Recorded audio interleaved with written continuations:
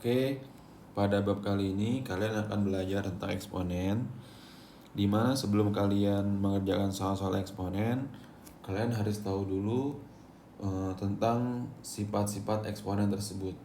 Oke. Nah, yang pertama, sifat eksponen ini ada A pangkat M dikali A pangkat N. Ini sama dengan A pangkat M tambah N, ya. Syaratnya A-nya ini adalah bilangan pokok.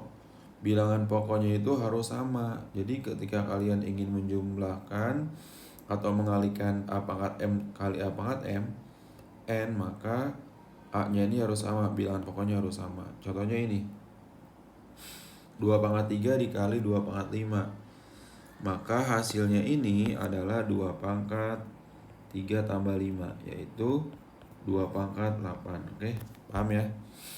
Karena di sini perintahnya hanya sederhanakan bentuk berikut. Jadi cukup hanya sampai 2 pangkat 8, ya. Kemudian sifat yang kedua itu ada A pangkat M dibagi A pangkat N, sama dengan A pangkat M kurang N. Berarti kalau sebelumnya itu pangkat perkalian pangkatnya ditambah, kalau pangkat pembagian pangkatnya dikurang, M kurang N. Contohnya nih 3 pangkat 6 dibagi 3 pangkat 2, yaitu 3 pangkat 6 dikurang 2, sama dengan 3 pangkat 4. Paham oke ya? Kemudian yang ketiga ini ketika dibatasi oleh tanda kurung. A pangkat M dikurungkan atau dipangkatkan lagi dengan N, berarti A pangkat M kali N. Nah, maka ini contohnya lagi 5 pangkat 2 dipangkatkan 3, berarti 5 pangkat 2 kali 3, yaitu 5 pangkat 6. Paham oke ya? Kemudian sifat yang berikutnya itu adalah A pangkat min N. Jadi kalau bentuk pangkatnya itu negatif, maka sama dengan 1 per A pangkat N. Jadi pangkat negatif ini kalian ubah menjadi pangkat positif, berarti harus diseperkan, seper A pangkat N.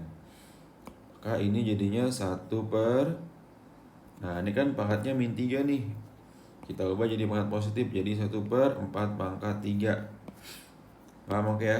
Dari jawabannya ini sama ini. Kemudian sifat yang kelima. Sifat yang kelima itu apa? A pangkat 0 sama dengan 1.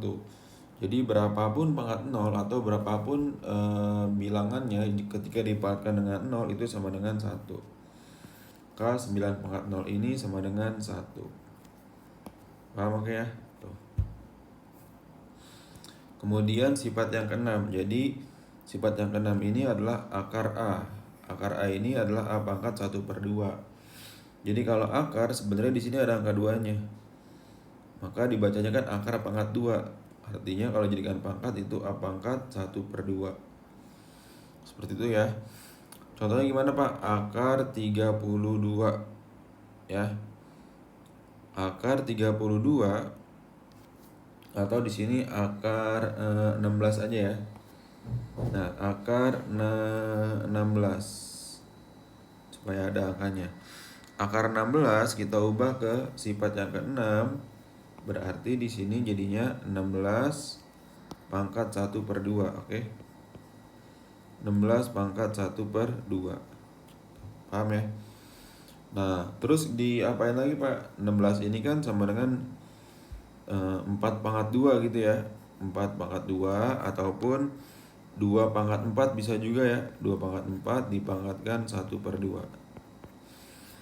2 pangkat 4 dipangkatkan 1 per 2, balik lagi ke sifat yang ketiga. Ketika bentuk pangkatnya itu ada kurungnya, berarti dikali. Karena 16 ini kan 2 pangkat 4 dipangkatkan 1 per 2, jadinya 2 pangkat 4 kali 1 per 2, yaitu 2 pangkat 2 sama dengan 4. Paham oke ya? Jadi ini jawabannya 4. Paham oke? Oke, sifat yang berikutnya itu ada sifat yang ketujuh, di mana sifat yang ketujuh ini akar pangkat N dari A pangkat M ini sama dengan A pangkat M bagi N, oke? Jadi ini harus kalian bagi ya contohnya. 7. Akar 64. Akar pangkat 3 dari 64. Nah, kita ketahui 64 ini kan kalau dibuat pangkatnya itu 64 ini 2 pangkat 6 ya. Tuh. 2 pangkat 6. Jadi kalau dibuat kurung atau kita bentuk dulu ya kurungnya, ini akar pangkat 64 ini kan 2 pangkat 6 dari 3 gitu ya. Nah, sama dengan berapa nih? Oke. Ini kan 6, ini 3. Maka 6-nya itu adalah M, 3-nya itu adalah N. Rumusnya gimana Pak? A pangkat M bagi N. Berarti 2 pangkat 6 bagi 3 sama dengan 2 pangkat 2 ya enggak? Sama dengan 4. Paham makanya? Tuh. Nah, lanjut. A kali B pangkat N sama dengan A pangkat N kali B pangkat N. Berarti yang bertindak sebagai A-nya di sini adalah 5, B-nya ini adalah 3, kemudian pangkat N-nya ini adalah 2.